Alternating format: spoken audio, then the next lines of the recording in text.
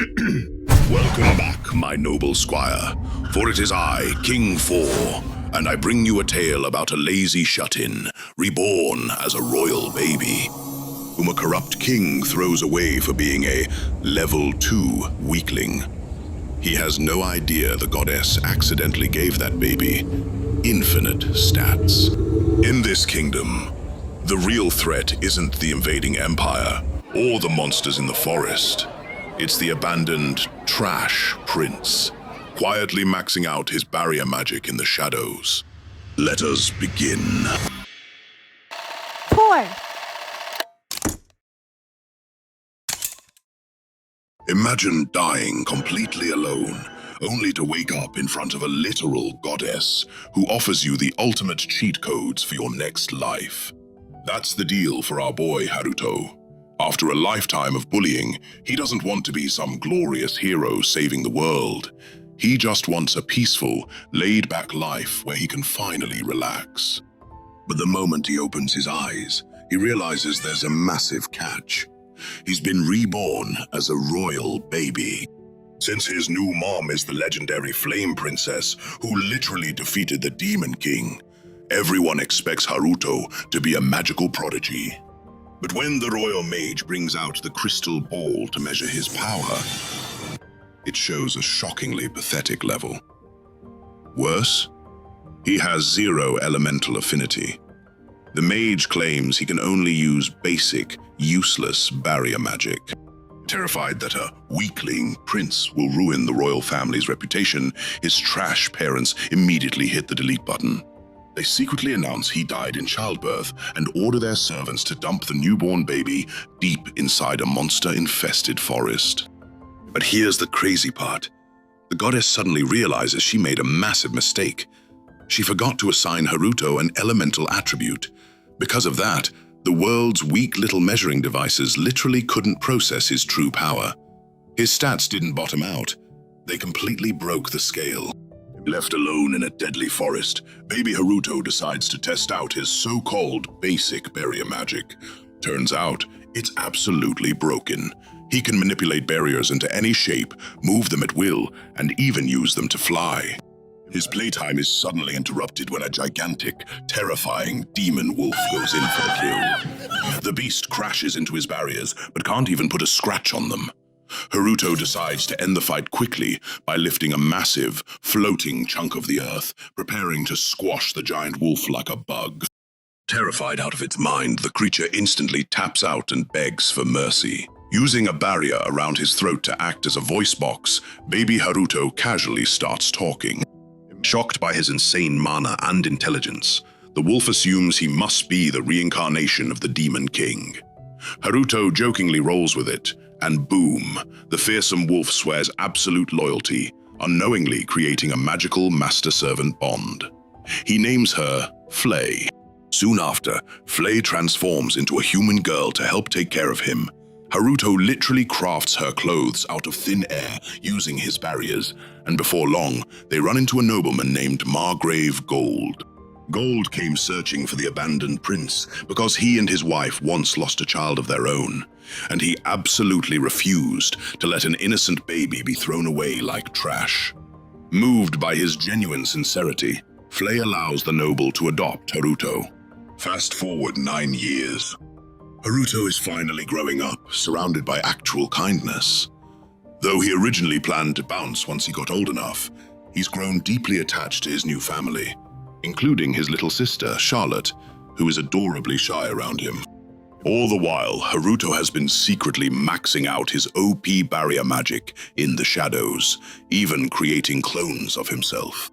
When his adoptive dad starts teaching him swordsmanship, thinking Haruto has weak magic, he is absolutely shook by Haruto's unnatural combat instincts and lightning-fast reflexes. And by the way, Haruto even built his own power measuring device, but even that maxes out and still just says, Level 2. Meanwhile, things are getting dangerous in the territory. One day, a massive commotion erupts outside the castle.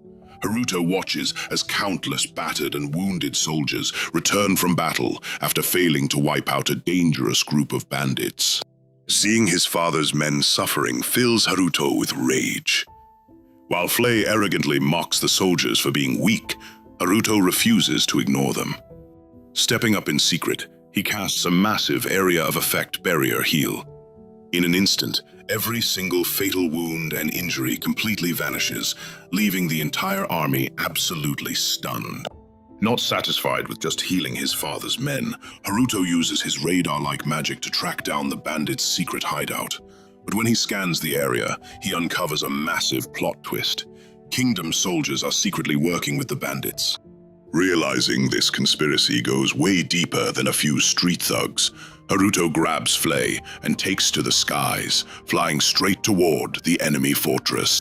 Inside, the criminals are celebrating their little victory. That is, until Haruto crushes the party. He effortlessly casually sweeps the floor with them, using his barrier magic, barely lifting a finger. After cornering the survivors, he gets them to talk, and they drop a massive bombshell. They aren't just bandits. They are elite Imperial soldiers sent to destabilize the kingdom right before a full-scale invasion. Even worse, high-ranking traitors inside the kingdom are the ones helping them cross the borders. Having heard enough, Haruto orders Flay to literally wipe the fortress off the map. He then sends an anonymous tip to Margrave Gold about the impending invasion. The next morning, Gold investigates, finds the smoking crater where the fortress used to be, and realizes war is right on their doorstep. Meanwhile, Haruto has a different problem. His little sister, Charlotte. She's been getting suspicious, especially after catching Haruto and Flay flying through the night sky. She finally corners the giant demon wolf and demands answers. Flay caves, revealing the absolute truth. Her weak brother actually possesses power that puts even demon lords to shame. From that moment on, Charlotte basically becomes Haruto's shadow.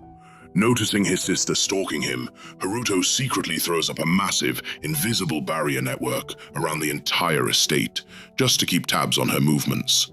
And thank God he did. Not long after, tragedy strikes. While heading to a local festival with their mother, Natalia, their carriage is suddenly ambushed by Imperial assassins. The guards are instantly overwhelmed, forcing Natalia to grab Charlotte and make a desperate run for it. She fights like a tiger to protect her daughter, but takes heavy damage in the process. Back at the estate, Haruto's barrier alarm goes absolutely crazy. Deep in the forest, bleeding out and backed into a dark cave, Natalia realizes they are completely surrounded. Believing capture is a fate worse than death, she raises her dagger, preparing to make the ultimate sacrifice to ensure Charlotte isn't taken alive. She brings the blade down, and it instantly shatters into a million pieces. Haruto has arrived. Seeing his adoptive mother bleeding on the floor sends Haruto into a cold, terrifying rage. He instantly obliterates the Imperial soldiers in the cave without breaking a sweat, and gently reassures a crying Charlotte that their mom is going to be just fine. Before Haruto steps back out to exterminate the rest of the assassins, Charlotte finally gathers the courage to look him in the eye and asks him one simple question. Are you an ally of justice? Caught totally off guard, Haruto gives her a quiet nod. In that moment, it all clicks for Charlotte. Her mysterious older brother has been secretly protecting all of them from the shadows this entire time. She swears right then and there to take his secret to the grave, hiding his OP powers even from their father. Later, after Flay escorts Natalia and Charlotte safely back home, Margrave Gold is in tears, overjoyed that his family survived. But he is left scratching his head, desperate to know the identity of this mysterious savior who healed his army, destroyed the fortress, and slaughtered the Empire's assassins. Right in the middle of the reunion, Charlotte suddenly turns, wraps her arms tightly around Haruto, and proudly declares that she loves her big brother. Their parents are absolutely floored by the sudden 180, but Haruto just smiles. For the very first time across 2 different lifetimes, our OP hero finally feels like he truly belongs. Fast forward a bit, and Haruto is living his absolute best life, meaning he's locked himself in his room, dodging his dad's exhausting sword lessons, and speedrunning the ultimate lazy lifestyle. After pulling off that massive rescue, Haruto and Charlotte's relationship does a complete 180. The shy little girl who used to avoid him now clings to him like a koala. She barges into his room unannounced, hugs him constantly, and refuses to leave his side. At first, our introverted OPMC is incredibly awkward about the sudden affection, but honestly, he slowly gets used to it and realizes having a little sister around is actually pretty wholesome. One day, Charlotte walks in and spots his magical hologram screens. Panicking, Haruto recycles an old lie he told their dad, claiming it's a lost form of ancient attributeless magic. But instead of just nodding along, Charlotte gets super hyped. She drags him down to the massive hidden castle archive, proudly showing off mountains of books like they are her personal treasures. As they study, Haruto learns that ancient magic theoretically has no specific elemental rules, which makes him wonder if his broken barrier magic falls into that category. But what really shocks him is Charlotte. She's navigating these insanely complex magical texts like a total genius. She casually explains that their mum and Flay used to read them to her, and naturally, she plops right down on Haruto's lap, demanding he read to her too.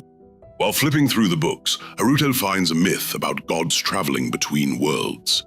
It hits him right in the feels, making him nostalgic for his old life. But what he misses most isn't his old world. It's anime.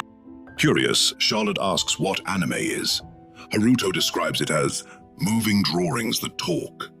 Instantly hooked, she demands to see it. Pushing his OP magic to the absolute limit, Haruto spends 2 whole weeks literally hacking together a magical internet connection across dimensions just to pull up some anime episodes for her. When Charlotte finally watches her first episode, her mind is completely blown. The only issue? The language barrier. She begs Haruto to teach her Japanese, and, in an absolute flex of pure genius, she perfectly memorizes hiragana and katakana in 2 hours. After just 2 weeks of binge-watching, she's already understanding fluent spoken Japanese. Haruto realizes his little sister isn't just cute. She has an IQ off the charts. But soon, Charlotte becomes a total weeb. She gets incredibly addicted, forcing Haruto to step in and put a hard 3-hour daily limit on her screen time. At dinner, their parents notice the bags under Charlotte's eyes. Before Haruto can sweat out an excuse, Charlotte proudly declares they've been staying up late, researching ancient magic. Their mom is absolutely thrilled, completely shipping their wholesome sibling bond. Charlotte becomes his permanent shadow, sneaking into the bath with him to talk about anime, and even falling asleep, clinging to him in his bed. But the wholesome slice of life gets interrupted. The next day, Margrave Gold gears up to wipe out some leftover thieves in the territory. Traumatized by the earlier Imperial ambush, Charlotte is terrified for her dad. Haruto calms her down, explaining that normal street thugs are basically tutorial mobs for a guy like Margrave Gold. They have a deep talk about why people turn to crime. Poverty, politics, desperation, and why true peace is so hard to achieve. Moved by the harsh reality, Charlotte looks at Haruto and begs him to use his OP powers to help people. Haruto literally cannot say no to his sister, so he agrees. But then, she drops the ultimate request. She wants him to do an anime transformation sequence. Unable to crush her dreams, Haruto completely sells his soul to the cringe. He uses magic to transform into a taller adult version of himself, decked out in a totally edgy black outfit, cloak, and mask. Charlotte's eyes turn into literal stars, calling him the coolest thing ever, while Haruto is dying of absolute embarrassment inside. He refuses to let her tag along, so he sets up a magical live stream screen for her back in his room. Flying out to the thieves' camp, Haruto traps them in seconds. He could end the fight in 1 hit, but knowing his sister is watching the stream, he cranks the drama up to 11. Declaring himself an ally of justice, he stylishly beats down the criminals one by one without taking a single life. Right as he finishes up, Margrave Gold and the Kingdom soldiers burst onto the scene, completely stunned to find the job already done. Gold demands to know the identity of this mysterious savior. Caught in the headlights, Haruto completely panics and blurts out the absolute worst name imaginable. "Dunno yet." Realizing how stupid that sounds, he awkwardly shouts a cheesy line about defending justice and flies away, drowning in humiliation. But back home, Charlotte is screaming at the screen, completely in love with the performance. To keep that smile on her face, Haruto continues sneaking out to absolutely style on criminals across the territory. And just like that, the legend of the mysterious, overpowered Black Knight is officially born. Meanwhile, Haruto has finally achieved the ultimate neat life hack. After months of secret experimentation, he successfully creates a fully functioning, talking clone of himself.